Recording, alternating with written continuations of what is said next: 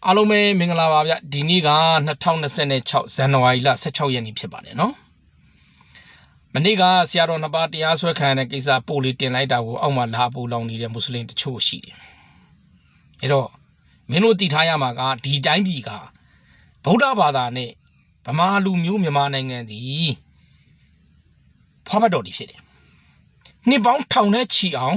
တမိုင်းကြောင်းအစင်လာရှိတယ်မင်းတို့ဒီမနေ့တနေ့မှရောက်လာတဲ့လူတွေဖြစ်တယ်ရောက်လာပြီးလို့တိုင်းပြည်မှာမင်းမှုထမ်းဘဝကိုရောက်လို့ရှိရင်လည်းတိုင်းပြည်ကိုအမြဲတမ်းခလောက်ဆန်တယ်ခလောက်ဆန်ရတဲ့အတွက်မင်းတို့အမြဲတမ်းကွက်မြက်ခံရတယ်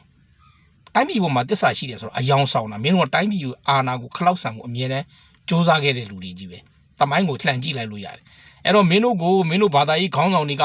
ဒီတိုင်းပြည်အတွက်ဘလို့တစ္ဆာတွေခံခဲ့ပါတယ်ဘလို့လုပ်ခဲ့ပါတယ်ဆိုပြီးအမြဲတမ်းဂုံးတိုက်နေကြအောင်ငါတို့လည်းတွေ့ပါတယ်အဲ့ဒါကမင်းတို့ကိုဂုံးတိုက်နေတာပါမင်းတို့အာဏာကိုမတ်မောလာဖို့အတွက်ဂုံးတိုက်အာဏာကမင်းတို့မတ်မောတဲ့အရာမဟုတ်ဘူးမင်းတို့အာဏာအတွက်မမောတဲ့အရာဟုတ်လားမဟုတ်လားဆိုတော့လက်တွေ့ပြမယ်တမိုင်းကြောင်းနေဆိုရင်မင်းတို့ညင်းနေဦးမယ်ယနေ့ဂမ်ဘီယာမှာမစီမဆိုင်ဆရာတော်နှစ်ပါးကိုတရားစွဲတာမင်းတို့ဘာသာရေးခေါင်းဆောင်တွေကတစ်ချက်မှတခွန်းမဟဘူးကန့်ကွက်တာတခုမှမလုပ်ကြိတ်ပြီးဝမ်းသာနေတာဗုဒ္ဓဘာသာရဲ့ပုံရိပ်ပျက်စီးမှာကိုမင်းတို့အလုံးမတန်လိုလားတယ်အခုတရားစွဲနေတာမင်းတို့မွတ်စလင်တွေစွဲနေတာဘာတို့ကိုစွဲနေတာလဲဆိုမြန်မာပြည်ကိုစွဲနေတာထပ်ပြီးတော့ဗုဒ္ဓဘာသာပုံရိပ်ပျက်စီးအောင်မှာဆရာတော်နှစ်ပါးကိုအမှုလွဲတဲ့ဆွတ်ထည့်လိုက်တယ်မင်းတို့ရဲ့အောက်တန်းကစိတ်ဓာတ်ကအလွန်မတန်ပေါ်လွင်တယ်ထင်ရှားတယ်အာနာလူဖို့အတွက်ကိုဘာကူမှမင်းတို့မငဲ့ကွက်ဘူးတိုင်းပြည်ရဲ့ဂုံတိတ်ခါလူမျိုးရဲ့ဂုံတိတ်ခါမင်းတို့နေနေတဲ့တိုင်းပြည်လူမျိုးရဲ့ဂုံတိတ်ခါဘယ်တော့မှမငဲ့ကွက်ဘူးအဲ့ဒါလက်တွေ့ဓမ္မဒိဋ္ဌံကြကြတတ်သိတစ်ခုပဲဟုတ်လားဒါပေမဲ့ငါတို့မင်းတို့ပေါ်မှာမေတ္တာမပြတ်ဘူးမင်းတို့ရဲ့ယက်တီပိုင်ခွင့်တွေမင်းတို့ရဲ့ကိုးကွယ်ခွင့်တွေမင်းတို့ရဲ့ဘဝဖြစ်စဉ်တွေအလုံးအလေးမြတ်ပြုတယ်လွတ်လပ်ခွင့်ပေးတယ်ကိုကျော်ကြီးရဲ့တစ္ဆာဒိဋ္ဌံကအမျိုးသားရေးတစ္ဆာဒိဋ္ဌံတစ်ခုတည်းပဲမင်းတို့ဘယ်တော့မှဒီတိုင်းပြည်မှာအာဏာမရစေရဘူးအဲ့ဒါငါရဲ့တစ္ဆာဒိဋ္ဌံပဲမင်းတို့ဂျိုကြွလာလို့ရှိရင်အယူဝါဒဂျိုကြွလာရင်ငါနှိမ်နှင်းမယ်မင်းတို့ဘက်ကကိုနီလိုအာဏာလူဖို့ဂျိုကြွလာလို့ရှိရင်ကြည်လင်းလိုလူမျိုးတွေကနှိမ်နှင်းလိုက်မယ်အဲ့ဒါငါလုံးမရှိဘူးအဖြစ်ရှင်းတယ်နော်ဒီဂမ်ဘီယာမှာဖြစ်တဲ့ကိစ္စတစ်ခုကမင်းတို့ဗဇက်ဟကိုဟာရမယ်ကိစ္စတွေမင်းတို့ကဗုဒ္ဓဘာသာပုံရိပ်ပျက်စီးအောင်မင်းတို့ကို၌ကိုကအနောက်ကနေပြီးတော့သွေးထိုးလုံလုံနေကြတာအဲ့ဒါကြောင့်မလို့ဒီတိုင်းပြည်ရဲ့အာဏာမင်းတို့နဲ့တန်ကိုမတန်တာအဲ့တော့ငါရဲ့တစ္ဆာဒိဋ္ဌံကလည်းရှင်းရှင်းလေးဘယ်ပါတီကပဲဖြစ်ဖြစ်တမ်းမတော်ကပဲဖြစ်ဖြစ်နိုင်ငံရေးသမားလူမှုရေးသမားကမင်းတို့ကိုအာဏာပေးဖို့လှုပ်လာပြီဆိုအဲ့ဒါငါတို့ရဲ့တမျိုးသားလုံးရဲ့ဘုံရန်သူပဲဒီတိုင်းပြည်မှာဗုဒ္ဓဘာသာတွေပဲအာဏာတဆိုးရှိရမယ်မင်းတို့အာဏာရောက်ခွင့်မရှိဘူးနားလည်လားမသိဘူးနော်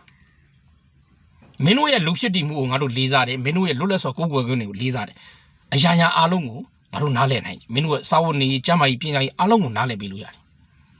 အာဏာကမင်းတို့နဲ့မတန်ဘူးဘာကြောင့်လဲလို့မေးလို့ရှိရင်ဒီတိုင်းပြည်မှာမင်းတို့ဘယ်အချိန်မှတစ္ဆာမရှိခဲ့ဘူးလက်ရှိဂမ်ဘီယာကိစ္စမှာမင်းတို့တစ္ဆာဖောက်တာမင်းတို့ယုံပါတာအခုဒါကတမျိုးသားလုံးနဲ့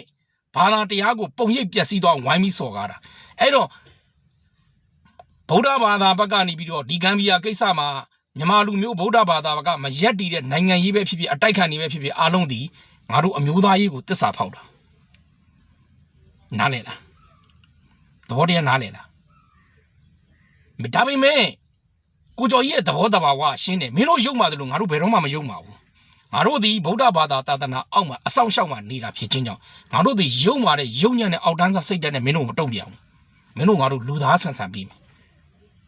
ဒါပေမဲ့မင်းတို့ရတဲ့တဲ့အခွင့်အရေးကိုရမယ်မလိုလားအပ်တဲ့မင်းတို့မမောတဲ့နဲ့မတက်မတ်တဲ့နဲ့အာနာကိုတက်မှတ်နေလို့ရှိရင်တော့မင်းတို့တိုင်းနဲ့မင်းတို့ကငါတို့ကိစ္စမဟုတ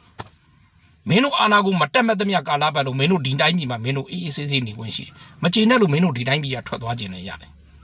မင်းတို့လူသားဆန်ဆန်လူလိုပဲငါတို့ဆက်ဆံသွားမှာလူသားမဆန်တဲ့လုပ်ရက်တွေတွေ့လာလို့ရှိရင်လည်းငါတို့ဘက်ကတားမြစ်တဲ့တာတားမြစ်မယ်ရေးယူတဲ့တာရေးယူထားပဲအဲ့တော့ငါတို့တိုင်းပြည်မှာရှိနေတဲ့ငါတို့လူမျိုးကတစ္ဆာဖောက်ရင်လည်းငါတို့အမျိုးသားကြီးတစ္ဆာဖောက်ပဲယနေ့မျိုးသားကြီးတစ္ဆာဖောက်တွေကြောင့်တိုင်းပြည်ဖွေဝေရဖြစ်တယ်ငါတို့လူမျိုးအချင်းချင်းအာဏာလုတာကဘသူအာဏာရငါတို့ကိစ္စမရှိဘူးရကျင်တဲ့ကောင်ရဘသူအာဏာရသွားတဲ့ကောင်ကငါတို့တိုင်းပြည်ငါတို့လူမျိုးငါတို့ဘာသာပေါ်မှာတစ္ဆာဖောက်ခွင့်မရှိဘူးမျိုးသားကြီးတစ္ဆာဖောက်လို့မရဘူး ဘောပေါက်တယ်နော်အဲ့ဒီတော့အခုဖြစ်နေတဲ့ကိစ္စကမင်းတို့ကြိတ်ပြီးဝမ်းသာနေတဲ့လူတွေရှိတယ်လို့ပေါ်တင်ဝမ်းသာနေတဲ့လူတွေရှိတယ်အဲ့တော့အောင်တင်တို့နေဆန်းလွင်တို့ဆိုတဲ့ကောင်းကြီးအောက်မှာအားပေးနေတဲ့ဗမာပြည်ကမွတ်စလင်မှန်လို့ရှိရင်ငါတို့ရဲ့အမျိုးသားရေးတစ္ဆာပေါ့ငါတို့တိုင်းပြည်ငါတို့လူမျိုးငါတို့ဘာသာကိုဖျက်ဆီးနေတဲ့ရန်သူပဲ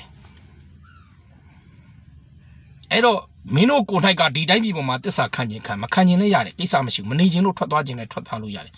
ဒီတိုင်းပြည်ကိုစော်ကားလို့မရဘူးဒီဘာသာကိုစော်ကားပိုင်ခွင့်မင်းတို့မှမရှိဘူးမင်းတို့လွတ်လပ်စွာကိုယ်ကိုယ်ခွင့်ရှိတယ်ဒီတိုင်းပြည်ဒီလူမျိုးဒီဘာသာကိုစော်ကားရင်မင်းတို့ရတဲ့ရထိုက်တာမင်းတို့ရလိမ့်မယ်ဟုတ်လား